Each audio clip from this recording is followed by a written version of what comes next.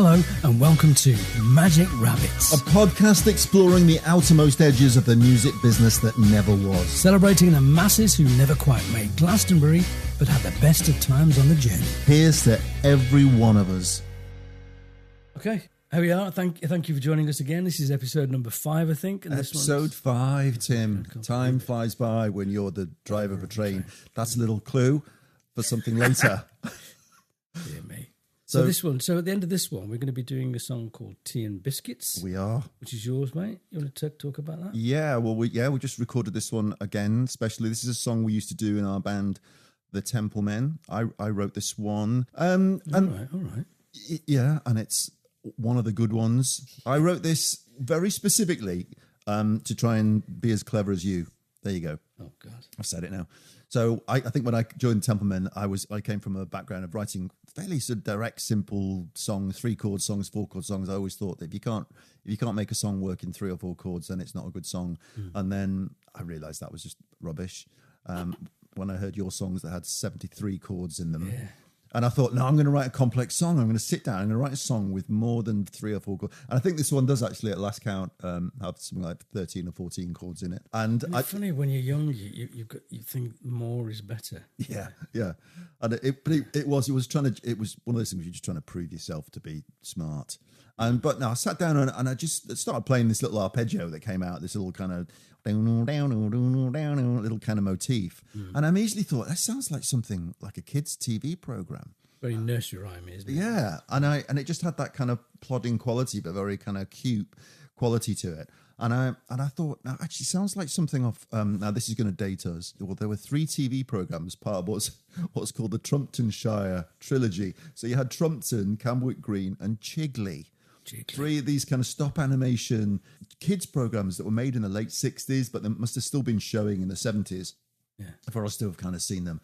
And there was a song on Chigley that when life flies by when time flies by when you're the driver of a train standing on the footplate there and back again. And I loved this song as a kid. I was entranced by this song. It was almost hypnotic and actually quite clever, quite cleverly written as a kid's song. And I think something in me must have subliminally stuck with that, and it felt a bit like that song. So that's the music, though. But what about the actual? Yeah, well, and again, it must have been very subliminal because the Chigley was about a train, a railway line, and a factory, and the factory was a biscuit factory. I seem to remember. And so something all got jumbled up in my psyche about that.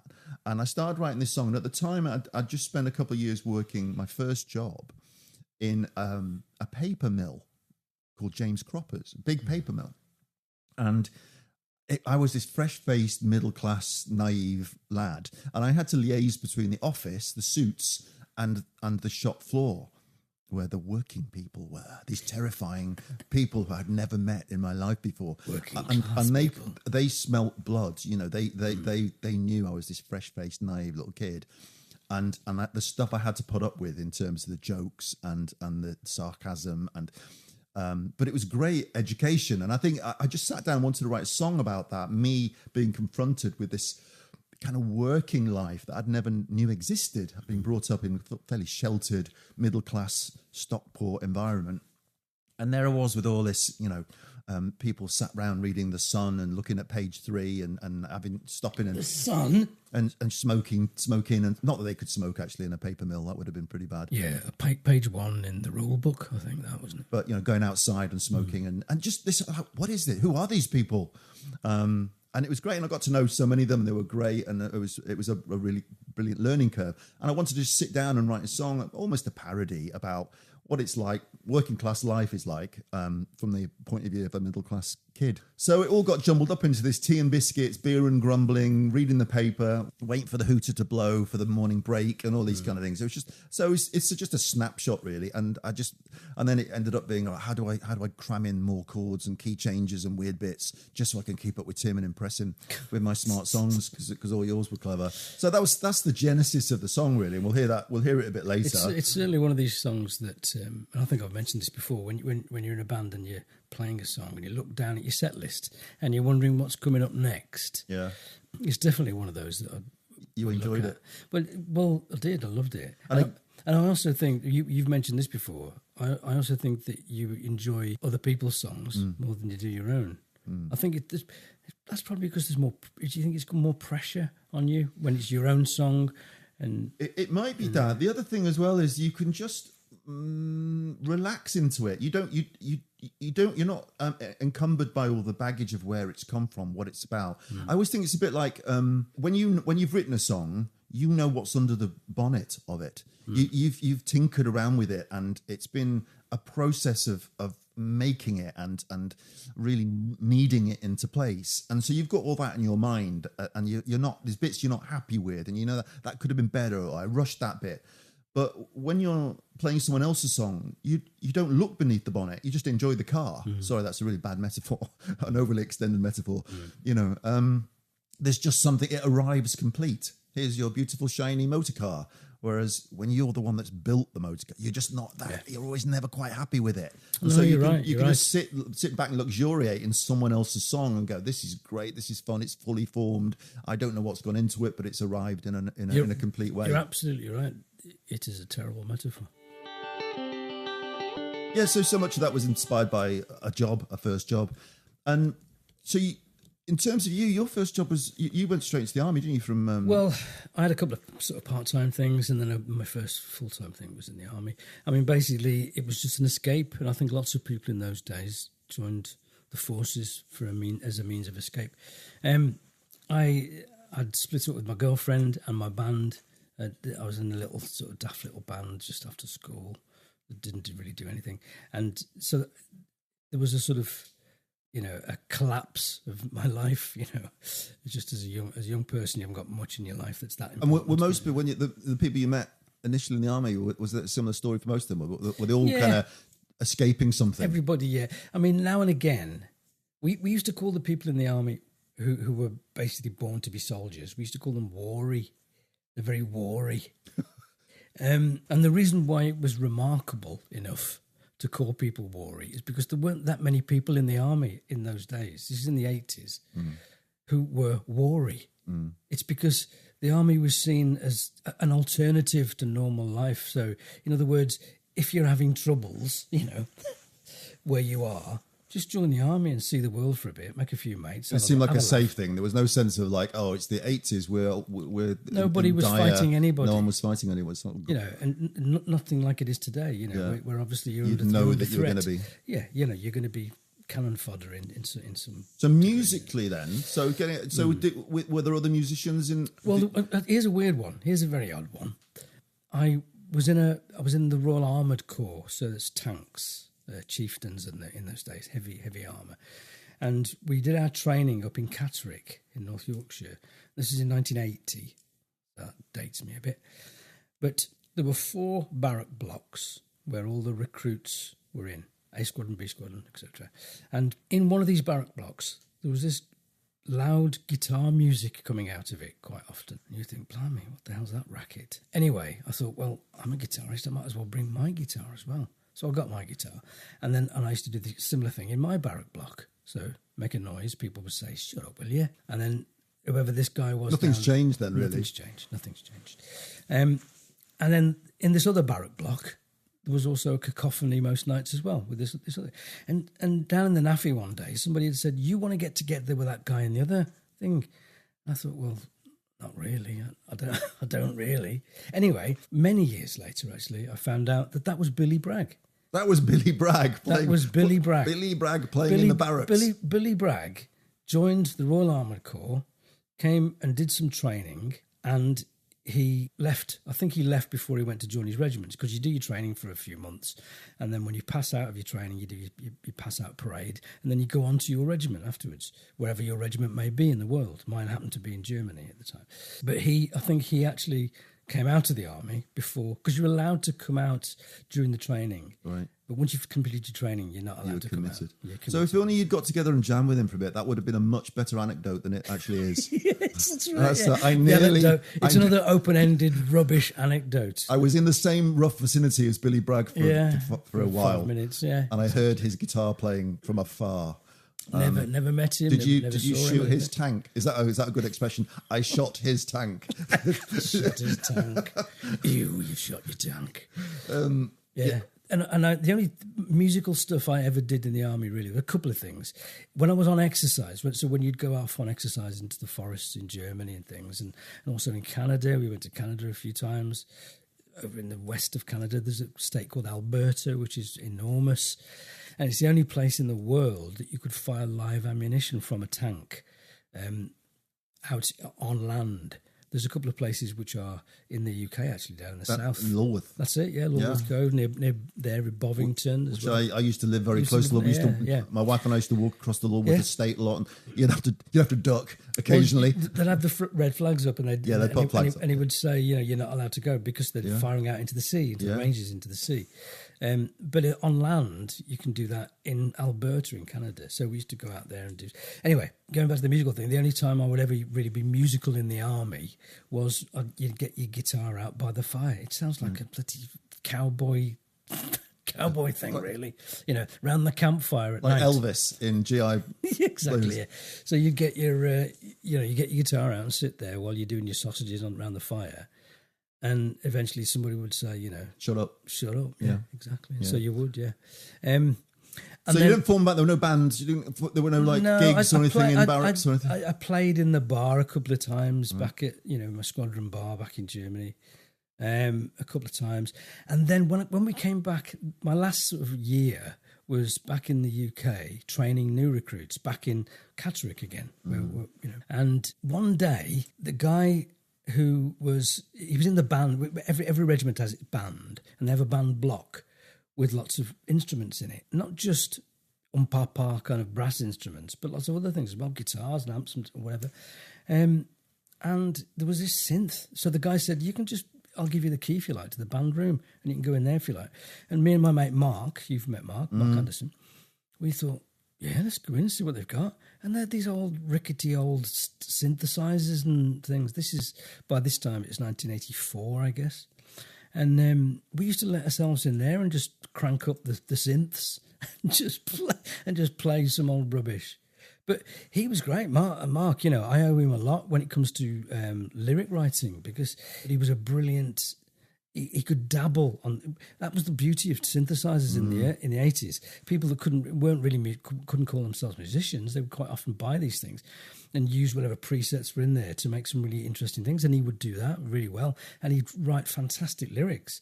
In fact, years later, one of the first things I recorded with Everyman Jack was a group of 3 songs up in the studios in Shap, Linden. And one of those songs was a song called Lifestyle. I wrote the music, but Mark had written the lyrics years before. Right. So, he was an inspiration as far as lyrics are concerned, which is great. Actually, you've broken a memory, really. I hadn't realised how much electronic music, although I was into kind of indie stuff and indie rock and pop and a little bit of rock as well, I guess, because I knew a load of mates who were into like hard rock stuff. And some of the melodic stuff of that I really liked. And so I kind of mashed a lot of it up. But I'd forgotten how much electronic music... So hearing... Our Friends Electric for the first time was just off the chart, insane in terms of inspiration. Yeah. And then I got the Pleasure Principle by Gary Newman after that, and Cars and stuff, And I never saw it as specifically, that's electronic music. You have to be into electronic music. It was just great songs and people experimenting with instruments, like you say, that you could use very simply and just play with one finger and create these incredible sounds. Here's a story regarding that. Gary Newman, obviously... Did you meet him in the army? Was he in the other barracks with his synth? He was in another... Shut up, Gary, with your synth. He had this tank, and he would just drive around wanting to be like us. And we said, Gary, go on, will you? Take your tank. No, he was in a band called Tubeway Army. Yeah. And they were just a band, guitars, bass, drums. And then they went to do this recording session, one of their early recording sessions in the studio in London, and there happened to be a synth in there. And he started messing about with that.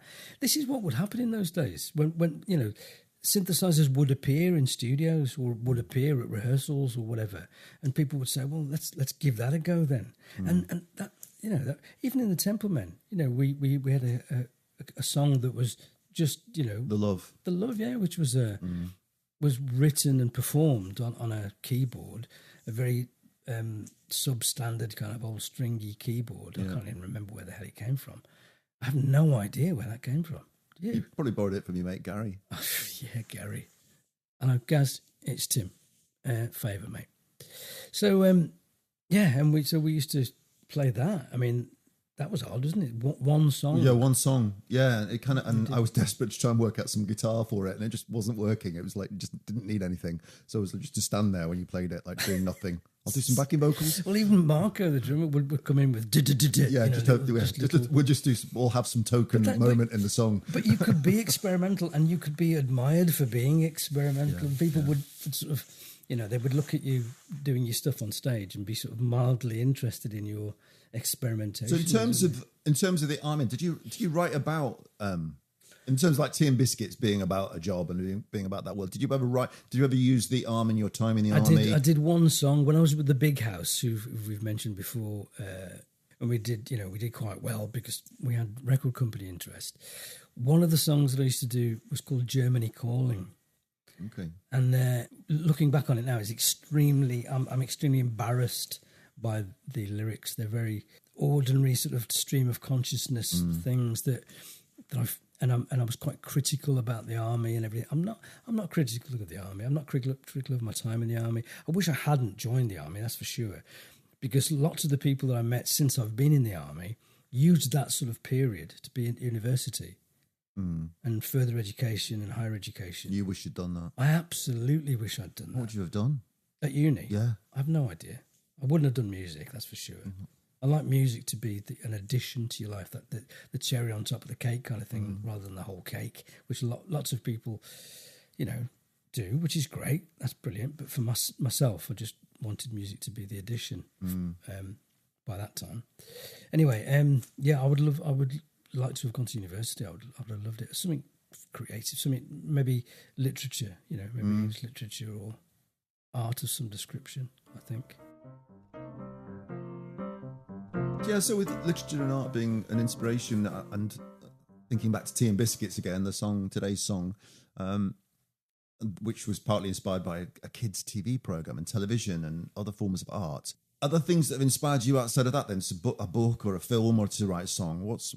Yeah, quite often I'm inspired by, and I have been over the years inspired by lots of things, especially film. I love film so much. I remember being directly influenced by a book called Jonathan Livingston Seagull, and it's such a cliche to use this as a reference, but yeah, it's just about, it's written by Richard Bach. It's basically about an actual seagull, It's written from the seagull's point of view. Great, a tiny little tome. Yeah, it is very. So you could read it in a few hours. I can't remember who gave it to me, but which is a shame because it was quite a seminal moment in my life, really. But somebody gave me this really stupid little book about a seagull, and they said, "You should read this."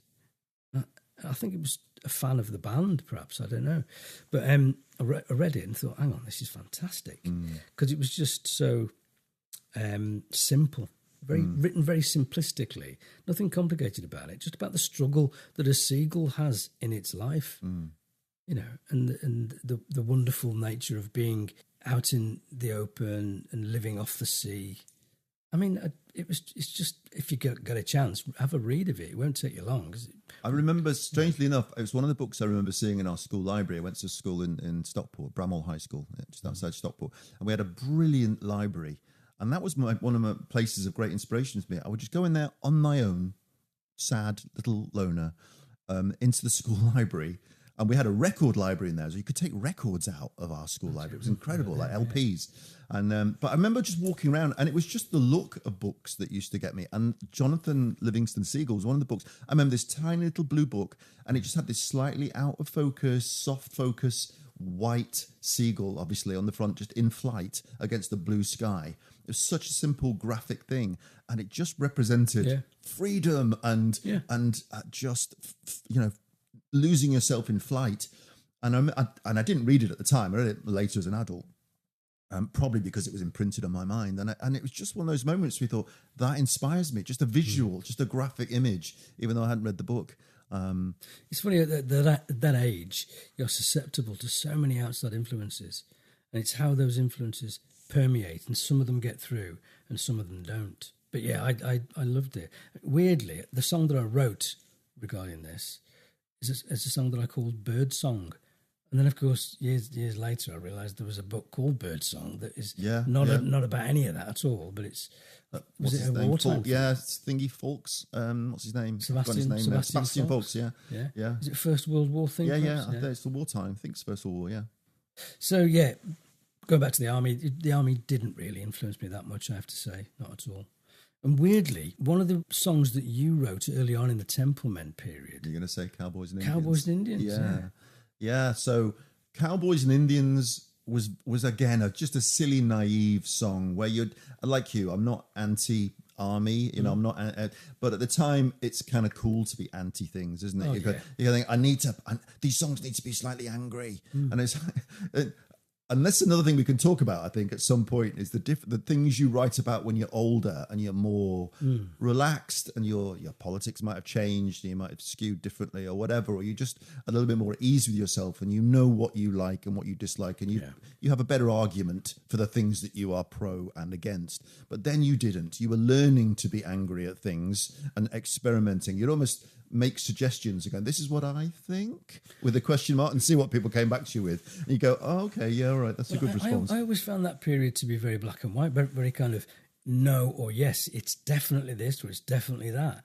I think as you get older, I honestly think the power of the phrase "I don't know" is wonderful. Yeah. Because that just opens everything. Well, you just whereas before it was no, it's definitely this, or no, it's definitely that, and I was definitely like that. Yeah. I've been like that so much over. But the you years. kind of don't know why. You just do it because you go, I'm going to say it. I'm going to say it that way, and I'm going to believe it. And so, Cowboys and Indians was about the kind of people that I'd met, or I thought I'd met, that were very. I'm going to join the army because I can legitimize violence in some way. Because, like you say, it was a period where there was no actual, in inverted commas, enemy. And so I just saw the people I'd known that had gone into the army that were just like, I can go and, just shoot a gun and sort of get that violent aspect of my life out, out in the open and get paid for it. And so it was a very unnuanced song, Cowboys and Indians, wait for a fight to begin. That was a song. So yeah, that's another thing as well. Did we play that live? Did we play that? I don't think we ever did. I think it was a bit too complex. It just didn't work without lots of instrumentation, and we couldn't do it as a 3-piece. But it also brings up that question again. It's something to talk about. What's the most embarrassing thing? I look back on that period, and that's probably one of them. Slightly embarrassed by that, but I wrote many songs before that I'm even more lyrically, never musically, because simple music's fine. Yeah. But simple, embarrassing lyrics really haunt you. And there's some songs that still kind of, I don't exactly wake up in a cold sweat, but you do think, wow, why did I write that? That's so bad. That was so awful. But I'll tell you something. Can you imagine if you were well known? Let's say you were in a signed band from an early age, and then most of your written sort of output has been documented and is out there. Oh, you've got to be goodness. So careful, haven't you? I know. Thankfully, because we can look back on it and laugh because I've written about people, and those people will never know because nobody's heard my songs about them. But if you were Coldplay or something or whoever, Bongo out if it was recorded and it was out, I'm so glad that a song called Temptress was never recorded, and there is no public record or anything locked away in a room anywhere that anyone will ever discover. My children will discover long after I'm gone. Thankfully, there's no evidence of this song other than what I just said then. And so if Philip Cherry Chairs, I know you've listened. Old good mate of mine and musical partner from way back in a band called Side Effects. He's sent me a message saying he's listening to the podcast or listened to one or two of them. And it was a song I wrote at the time when I was in a band with him, so he'll know what I'm talking about. Only him and me and Marco will ever be able to share the embarrassment of that song. No one else. So I'm not going to say any more about it. Have you written anything you're truly embarrassed by? Loads of them. I mean, the one that you and I used to do in Templeman called Sweet Amarilla. See, that's all right. I don't think you have any reason to be embarrassed by that. I'll tell you. I enjoyed that song. I'll tell you why I wrote it. I was inspired by your rendition of Cadillac, Pink Cadillac. What was the name of that? Brand New Cadillac. Brand New Cadillac. Oh, okay, well, it's a Clash cover. Yeah, from London Calling. Well, you used to do that in your previous band, Side Effects. I was just talking about then, yeah. Yeah, and I thought, I like the sound of that. That's a good one. Yeah. That's a good audience, sort of, you Like can ignite your audience with that one. Yeah. Because it's very R&B, very old school R&B kind of thing. I thought, I'll write something like that. Well, I couldn't write something like that. But I did. It. I wrote that Sweet Amarillo song. What a ridiculous name as well. And yeah, we used to play that a lot, but I never liked it. See, this is what I'm saying about songs that what's gone into it that makes you a little bit more kind of desperately trying to be something else. If you ever desperately try to be something else, forget it. Stop it halfway through. Whatever it is you're doing, realize you're trying to be something else in anything in life. Let's just don't do it. Stop it now. Just be yourself.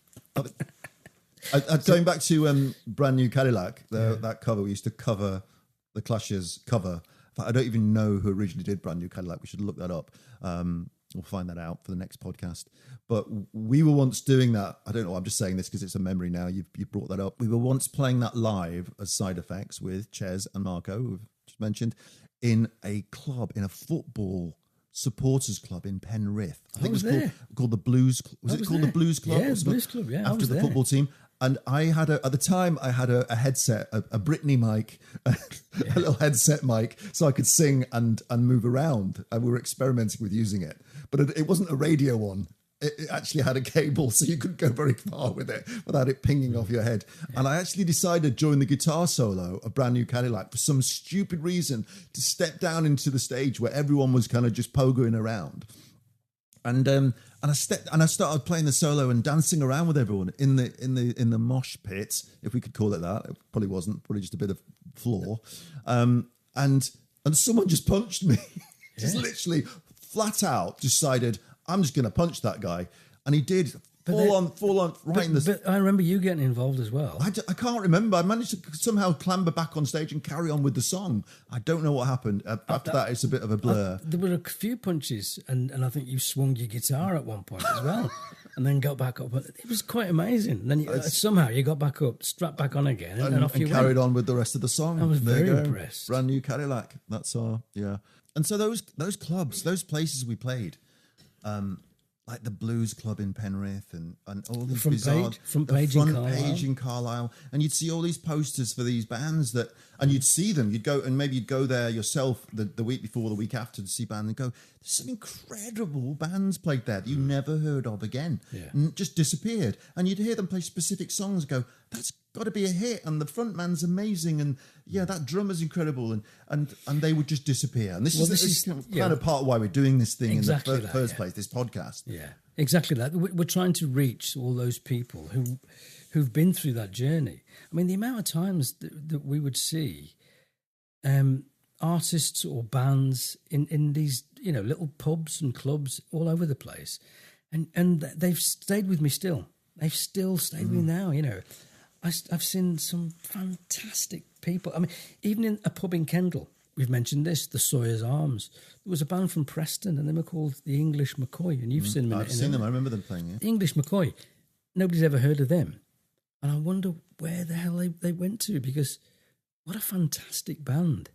I remember the front man looking like Buddy Holly, and they were a great band playing songs that were once again, if you've got a band or an artist that is genreless, just that in itself pricks your interest, doesn't it? You're thinking, I've never heard anything like this before. And then your mind kind of catches up with itself and thinks, all right, well, that's good. It's original, but is it any good? Because you can be original and rubbish. But quite often, when you've got just those two things, original and good because of it, or just because in spite of it, then those two things together can make something really special. And the English McCoy were definitely one of them. I'll even go back to when I first met Pete Cadleback, and we used to hang out at his, who was the singer in Boat Thief, by the way, one of our bands. And in his flat one night, we were just sitting around, just chilling, and this guy came round, a mate of his called Rob, sat down there, grabbed a guitar, played a song, and then went home again. And I was stunned by it, and I've been stunned by it ever since. And this was 1990 or something, or probably less than that, 88 or something. And I've been stunned by it ever since, and I can still remember it now because it was a perfect piece of music by a guy that didn't even look like a musician at all. I didn't even know he was a musician. He sat there talking to us for an hour, then he picked up a guitar and played this song. So it's a mixture of the originality and something else, something special that's, that you can't hold.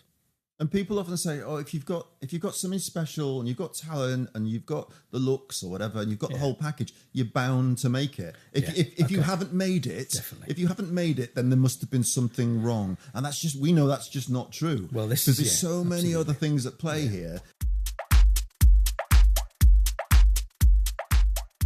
One of the things I wanted to talk about was quite often people will describe artists that we know and that the world knows as being the best at this and the best at that. And it takes me back to a conversation I had with my son once, not too long ago, actually. I think he was watching some golf on television or something. And we were talking about the fact that these people are the greatest of all time. People like Tiger Woods or something, the greatest of all time. That's simply not the case. As far as I'm concerned, I ascertained that I put forward that it wasn't the case. And of course, there are people better than him. And we talked about Usain Bolt at one point in his career being called the fastest man on earth. And I said, that's clearly not the case. And my son said, what are you talking about? Of course he is. Of course he is. And I said, well, no, because he might be able to do 100 meters in 10 seconds or whatever it is. I don't know the actual numbers. A little bit less than that. Is it? Okay. So, but I'm sure there's a million other people in the world that can do it in less than that. Just not documented. But they're not recorded. Not recorded, not on television, not well known, haven't got the support of the whole nation around them, haven't got gold medals for this and whatever for that. But they are clearly, and I said it's the same in any sort of walk of life, of course. And certainly in the creative industry. So people saying that, Elton John or something is the greatest. Well, there are 150,000 other people who can write stuff better than he can. But they're just not in the forefront. And this goes back to this one, as we've said, this whole reason why we're doing this podcast really is to celebrate all that. And it's much more relevant in a creative sphere than it probably is when something's more clearly, demonstrably kind of documented. You can actually put a time on something, or they've lifted that weight, they've run that distance in that time. Yeah. But when something's artistic and it's harder to judge that. So which one's better? Which song is better? Subjective nature. But so subjective. Yeah. But we have met, like you say, we've met so many people, and you've heard stuff going, that's just wonderful. We know that could be, successful and popular, and it's never going to hit like your mate's song you heard that one time. That's never going to be heard again anyway. It's gone. That piece of art, that song has disappeared, and it could have had enormous potential. You saw Johnny Flynn in a little club south of Manchester. You and Peter were playing before I joined Boat Thief. You were playing a little club down there in the south of Manchester. I remember you saying to me, this kid called Johnny Flynn was playing. Now, Johnny Flynn has become a major worldwide star. I don't know if you know. This is not ringing any bells at all. Right. Yeah, you told me. I remember back then, you told me about this kid, Johnny Flynn. I remember thinking, great, sounds great. Anyway, years later, he's written for Laura Marling. I think he even had a relationship with Laura Marling, I think. But he wrote the theme tune for Detectorists. He's a major Hollywood star as well. He's been an actor in so many things. But once again, you saw him. You said to me, "This kid was absolutely amazing," and then he becomes this thing eventually. So but then of course, lots of people that you see are absolutely amazing just go on to be a plumber or whatever it might be afterwards. They may not be. Yeah, life just gets in the way, doesn't it? You suddenly For some, they're able to ride out that storm. They're able to maybe make a living, scrape a living, doing what they're doing. Someone like, I'm going to mention Ed Sheeran here. Yeah. His story was just one of being able to just keep doing it and keep doing it and keep doing it in a car, sleeping on people's couches, just creating a big social media storm, playing anywhere, every night. And we were sort of trying to do that, but then, you just can't do it. You're not supported. You've got to make a living. You get jobs. tragedies happen, things happen. In our case, very much so, but we'll talk about that another time. Yeah, it just stops you from that potential, all that potential that's there. I'm not saying we were going to be famous and big or anything. You never know that. But there's times when you listen to other people and you know they're going to be big, and then they're not for whatever reason. So many people that we've seen, heard, and gone, that's incredible, and they split up a week later, or they disappear. Even on our journeys, we'd supported bands who were great, but usually it was people who supported us. I mean, I remember on one of our London gigs, there was a band that was a 3-piece. They were called Nemo. Nemo, yeah, I remember them. They were great. And there was 2 twins, very tall, dark-haired twins who played guitar and bass and both sang at the front, and then they had the drummer at the back. I remember during the sound check, I stood there with Gary, our road manager, and he said to me, he just nudged me and said, "How about that then?"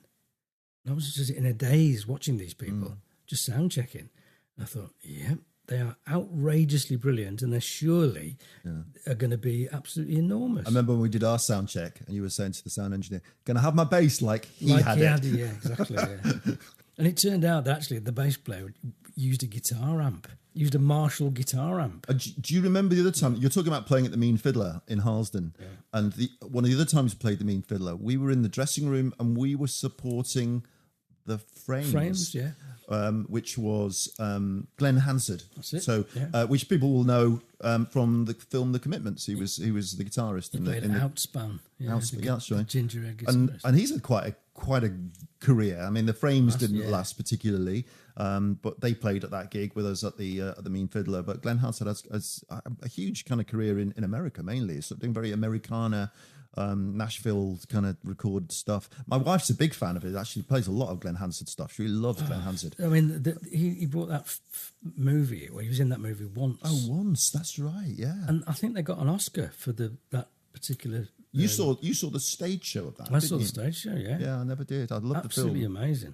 Absolutely loved it. It was one of those things earlier in your relationship. You have songs that you love, and that album, my wife and I loved. Yeah, it's a great album. So yeah, Glenn Hansard sort of went on to have, I guess you'd call it mild success. He's not a superstar, not a household name, but then absolutely amazing. So brilliant. And then other people disappear, and this is this weird serpentine kind of life of the artist and music, and some disappear, some have got such potential to disappear, some have got no potential and aren't very good and become huge. And there's just no rhyme nor reason to any of it, really. But we're here just to kind of mull it all over. So, I mean, we're getting towards the end of this one now. I just want to say, sad. Billy Bragg, if you're listening, or if somebody knows Billy, please let him know about this. I'd love to get in contact with him and just to remind him of those early days in the army. Your chummy days when you just used to get together. Army buddies that never met. Yeah, or Glenn Hansard, if you want to listen to this, or Clash, or any of the people mentioned. Please get in touch. I'll tell you who we are going to mention. Our old mate Fran Tollison, who we knew from the scene, the music scene. And he specifically messaged us after the first podcast saying, "Can you do Tea and Biscuits?" And he remembered that song. So bless you, Fran. This one's for you, mate. This one's for you. So Tea and Biscuits.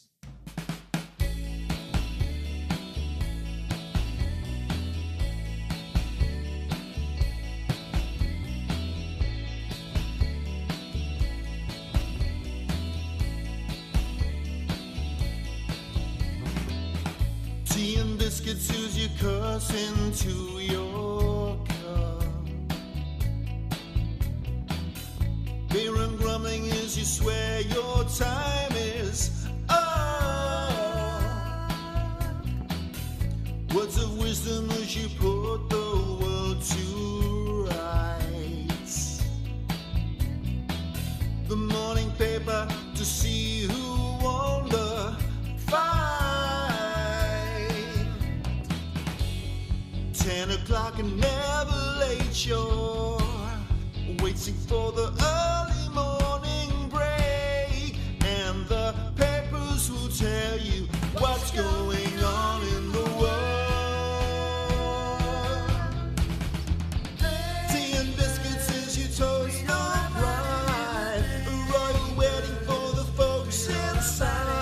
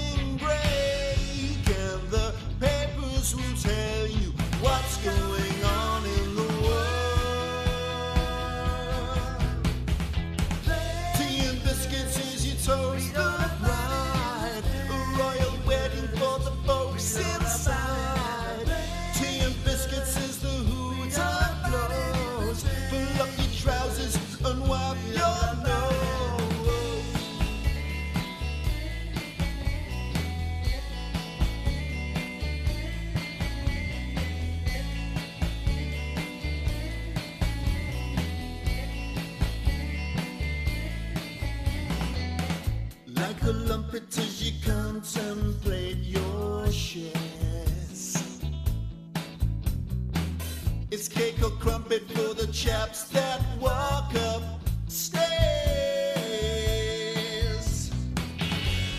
10 o'clock and never late, you're waiting for the early morning break, and the papers will tell you what's going on in the world. Tea and biscuits as you toast the bride, a royal wedding for the folks inside. Tea and biscuits as the hooter goes, pull up your trousers and wipe your nose. Tea and biscuits as you toast the bride, a royal wedding for the folks inside. Tea and biscuits as the hooter goes, pull up your trousers and wipe your nose.